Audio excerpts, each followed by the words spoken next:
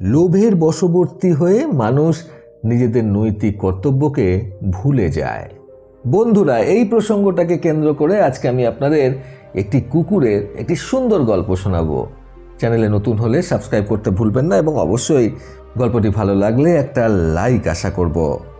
বহু বছর আগেকার ঘটনা। কোনো এক নগরে এক ধনী ব্যবসায়ী বাস করতেন। সেই ধনী ব্যবসায়ীর বাড়িতে একটি পোষ্য কুকুর ছিল। সেই ধনী ব্যবসায়ী নিজের পোষ্য কুকুরটির নাম রেখেছিলেন লালু। সেই ধনী ব্যবসায়ী অত্যন্ত পরিমাণে চালাক এবং লোভী একজন মানুষ হিসেবেই পরিচিত ছিলেন।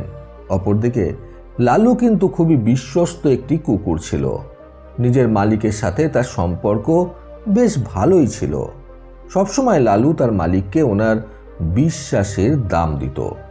ধনী ব্যবসায়ী কিন্তু ভগবান বিষ্ণুর খুব বড় একজন উপাসক ছিলেন। একবার লালু সেই ধনী ব্যবসায়ীর শোয়ার ঘরে রাতে ঘুমিয়েছিল। সেই সময় ধনী ব্যবসায়ী নিজের বিছানায় শুয়েছিল। রাতে ঘুমাতে যাওয়ার আগে সেই ধনী ব্যবসায়ী ভগবান বিষ্ণুর আরাধনা করে ঘুমিয়েছিলেন। ফলে মধ্যরাতে ভগবান বিষ্ণু ব্যবসায়ীর আরাধনায় প্রসন্ন হয়ে ব্যবসায়ীকে দেখা দিলেন। ভগবান বিষ্ণুকে চোখের সামনে দেখা মাত্রই সেই ধনী ব্যবসায়ী আনন্দে আত্মহারা হয়ে পড়লেন।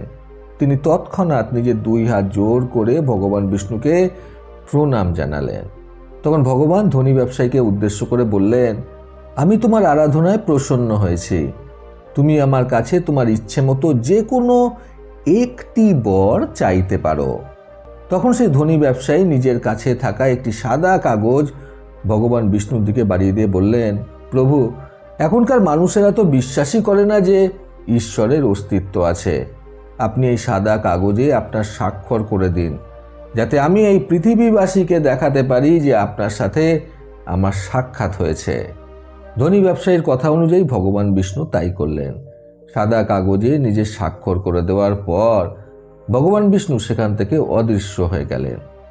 ধনী ব্যবসায়ী তারপর থেকে সেই মূল্যবান কাগজটা নিজের সাথে করে নিজের পকেটেই রেখে দিতেন। এই পুরো ব্যাপারটা সেই ধনী ব্যবসায়ীর খাটের পাশে শুয়ে থাকা পোষ্য কুকুর লালু লক্ষ্য করেছিল। এরপর বেশ কিছুদিন ভালো মতোই চলল। এর প্রায় কয়েক মাস পর একবার একটা রোগে জর্জরিত হয়ে লালু মারা যায়। এতে সেই ধনী ব্যবসায়ী খুবই ভেঙে পড়েন। মারা যাওয়ার পর লালু যখন যমলোকে গিয়ে পৌঁছায়, তখন সেখানে রাজসিংহাসনে বসে থাকা যমরাজ লালুর পৃথিবী পৃষ্ঠে করে থাকা সমস্ত কর্মগুলো পর্যবেক্ষণ করে দেখেন যে লালু কুকুর হিসেবে একজন খুবই বিশ্বস্ত কুকুর ছিল এবং সে যে কাজগুলো করেছে সেসব কাজগুলো ভালো কাজ। তখন যমরাজ লালুকে উদ্দেশ্য করে বলেন, তুমি পৃথিবী পৃষ্ঠে থাকাকালীন কখনোই কোনো জীবকে কষ্ট দাওনি। তুমি তোমার মালিকের বিশ্বাসকে কখনোই ভঙ্গ করনি এবং মালিকের সব কথা অক্ষরে অক্ষরে মেনে চলেছ। পৃথিবী পৃষ্ঠে থাকাকালীন সময়ে তোমার কর্মগুলো দেখে আমি খুবই প্রসন্ন হয়েছি। কাজেই তোমার আগের জন্মের সমস্ত পাপ তুমি নিজেই মুছে ফেলেছ। এবার তুমি বলো, এখন তুমি কোথায় যেতে চাও? তুমি যা চাইবে সেটাই হবে। তুমি কি রূপে জন্মগ্রহণ করতে চাও আমাকে বলো। লালু তখন যমরাজকে উদ্দেশ্য করে বলে, প্রভু, আর যাই করুন না কেন, আমাকে কখনো আর পৃথিবী পৃষ্ঠে পাঠাবেন না। আমি যেন কখনো মানুষের মধ্যে আবদ্ধ হয়ে না থাকি, সেই দিকে একটু নজর রাখবেন দয়া করে, কারণ মানব জাতি বড়ই বেঈমান জাতি। যমরাজ তখন একটু অবাক হয়ে লালুকে জিজ্ঞাসা করে বললেন, মানব জাতির প্রতি তোমার এত রাগ কিসের? মানব জন্ম তো খুব সৌভাগ্যক্রমে পাওয়া যায়। আমরা দেবতারাও তো পৃথিবী পৃষ্ঠে গিয়ে মানব রূপে জন্মগ্রহণ করতে চাই। এখনো পর্যন্ত তুমি পশুর জন্ম ভোগ করছিলে, তাই তুমি জানো না যে মানব জন্মের মাহাত্ম্য কতটা। তুমি যখন মানব রূপে জন্ম নেবে তখন তুমি বুঝতে পারবে যে মানব জীবন কতটা মূল্যবান। যমরাজের কথা শুনে তখন লালু বলল, প্রভু, আমি জানি যে মানব জীবন কতটা মূল্যবান, কিন্তু এর সাথে সাথে এটাও জানি যে মানুষ কতটা চালাক আর স্বার্থপর। নিজেদের স্বার্থ সিদ্ধির জন্য মানুষ ন্যায় অন্যায় ঠিক ভুল সমস্ত জ্ঞান হারিয়ে ফেলে। হিংসা মানুষকে নানা রকম অপকর্ম করতে উদ্ধত করে তোলে। নিজেদের স্বার্থ পূরণের জন্য কিন্তু মানুষ ঈশ্বরকেও বোকা বানাতে কখনো পিছপা হয় না। এই কথা শোনার পর যমরাজ বললেন, ঈশ্বরকেও বোকা বানায় মানুষ? সেটা কি করে সম্ভব? লালু তখন বলল, মানুষ নিজেদের স্বার্থ পূরণের জন্য বা যে কোনো ইচ্ছা পূরণের জন্য ভগবানের কাছে নানা রকম মানসিক করে থাকে। তারা বলে যে এই ইচ্ছেটা পূরণ হয়ে গেলে আমি আপনাকে মিষ্টি খাওয়াবো, অনেক টাকা দক্ষিণা স্বরূপ দেব বা অনেক গরিব দুঃখী মানুষের উদ্দেশ্যে দান ধ্যান করব। কিন্তু ঈশ্বরের ইচ্ছাতে তার সেই মনস্কামনা পূরণ হয়ে যাওয়ার পরে তারা বেমালুম ভুলে যায় যে তারা ঈশ্বরকে কথা দিয়েছিল। আমাদের নিরীহ অবলা জীবদের নিজেদের গোলাম বানিয়ে মানুষেরা আমাদের দিয়ে নিজেদের নানা রকম কাজবাজ করিয়ে নেয়। একথা বলার পর কুকুরটি আরও বলল, হে যমরাজ, আমি যদি এখন মানুষের অপকর্মের কাহিনী বলতে বসি তাহলে সেটা আর বলে শেষ হবে না। তখন যমরাজ বললেন, মানুষেরা হয়তো চালাক হতে পারে, কিন্তু আমাদের দেবতাদের থেকে বেশি বুদ্ধিমান নয়। আমরা নিজেদের ইচ্ছায় তাদের এখানে এনে নিজেরাই সাজা শুনিয়ে থাকি। তাদের ইচ্ছার এখানে কোনো কাজ হয় না। তখন লালু যমরাজকে উদ্দেশ্য করে বলল, আপনি যে যে মানুষদের এখানে আনেন তারা সকলেই থাকে মৃত। জীবিত মানুষদের আপনি এখানে আনলে বুঝতে পারবেন যে মানুষেরা অন্যান্য সবার থেকে বেশি বুদ্ধিমান, অত্যন্ত চালাক এবং স্বার্থপর। এই কথা শোনার পর কিন্তু যমরাজ প্রচণ্ড রেগে যান। রেগে গিয়ে তিনি লালুকে উদ্দেশ্য করে বলেন, তোমার এত বড় সাহস, তুমি আমার সামনে দাঁড়িয়ে থেকে আমাদেরকেই অপমান করছো। তোমাকে এটা দেখাতেই হবে যে মানুষের থেকে বুদ্ধিমান এবং মানুষের থেকে বেশি চালাক আর কেউ নেই। আমি তোমার মালিকের ওপরেই এর পরীক্ষা করব। যদি আমি ঠিক প্রমাণিত হই এবং তুমি ভুল প্রমাণিত হও তাহলে তোমাকে শাস্তি ভোগ করতে হবে।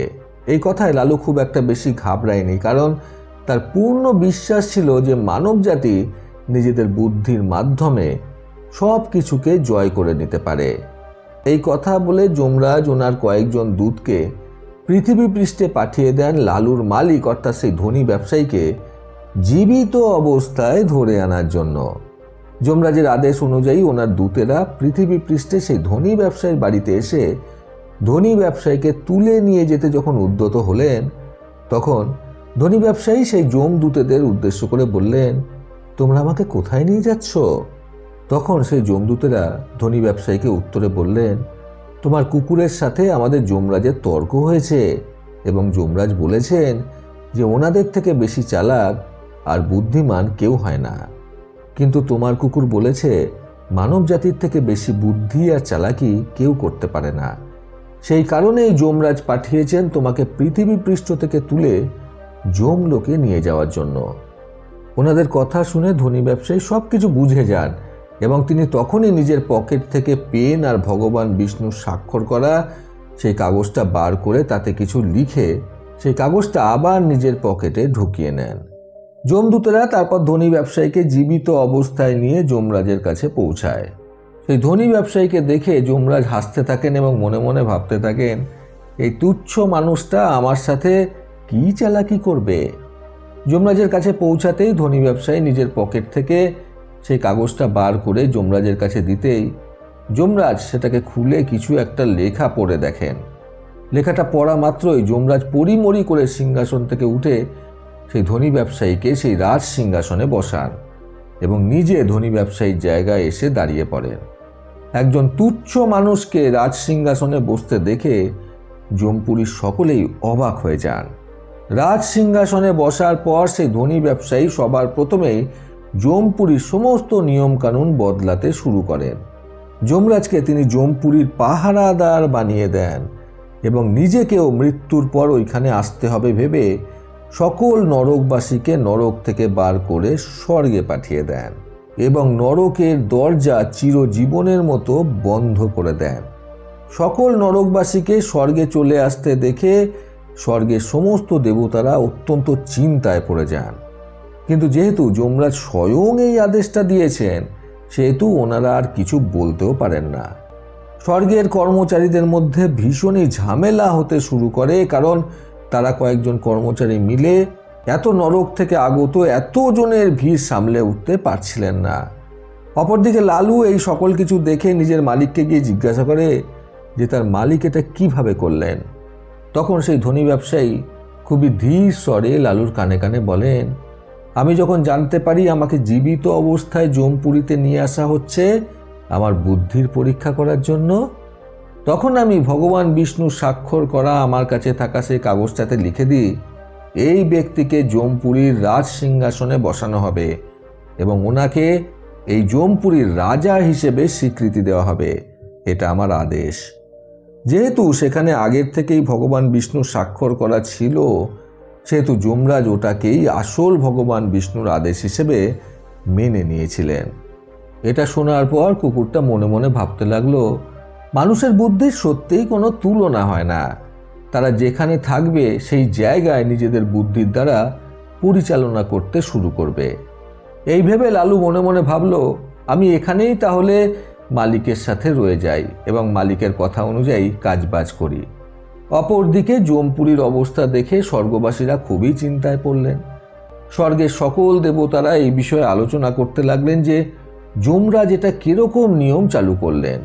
তখন এই অবস্থার পর্যবেক্ষণ করার জন্য ভগবান বিষ্ণু স্বয়ং জমপুরীতে আসলেন এবং তিনি সেখানে এসে দেখলেন যমরাজ তো জমপুরীর পাহারাদার হিসেবে দাঁড়িয়ে রয়েছেন। তাহলে রাজ সিংহাসনে কে বসে রয়েছে? তখন যমরাজ ভগবান বিষ্ণুকে উদ্দেশ্য করে বললেন, প্রভু, আপনার লীলা সত্যিই ভারী অদ্ভুত। কিছু সময়ের মধ্যেই আপনি পৃথিবীর একজন তুচ্ছ মানুষকে জমপুরীর রাজা করিয়ে দিলেন আর আমাকে পাহারাদার। এই কথা শুনে ভগবান বিষ্ণু বলেন, হে যমরাজ, আমি তো এর কিছুই করিনি। কি হচ্ছে সেটা তো আমি কিছুই বুঝতে পারছি না। আমার মনে হয় এটা সেই মানুষের চালাকি বুদ্ধি। তুমি জীবিত অবস্থায় তাকে এখানে এনেছো বলে এরকমটা ভোগ করতে হচ্ছে। আমি তোমাকে মৃত্যুর পরবর্তীতে মানুষকে এখানে আনতে বলেছি, তা না করে তুমি জীবিত অবস্থায় মানুষকে নিয়ে এসেছো। কাজেই এটা তো হওয়ারই ছিল। এই বলে ভগবান বিষ্ণু ভেতরে প্রবেশ করে ধনী ব্যবসায়ীর নিকটে যেতেই ধনী ব্যবসায়ী ভগবান বিষ্ণুকে দেখে ওনার রাজ সিংহাসন ছেড়ে দেন এবং ভগবান বিষ্ণুর উদ্দেশ্যে হাত জোর করে বলেন, প্রভু, আমাকে ক্ষমা করবেন।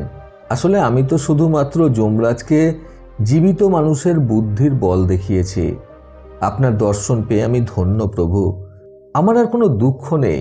এই বলে সেই ধনী ব্যবসায়ী আবারও পৃথিবী পৃষ্ঠে ফিরে গেলেন এবং ভগবান বিষ্ণু বৈকুণ্ঠ ধামে ফিরে আসলেন। যমরাজ তখন আবার রাজ সিংহাসনে এসে বসলেন।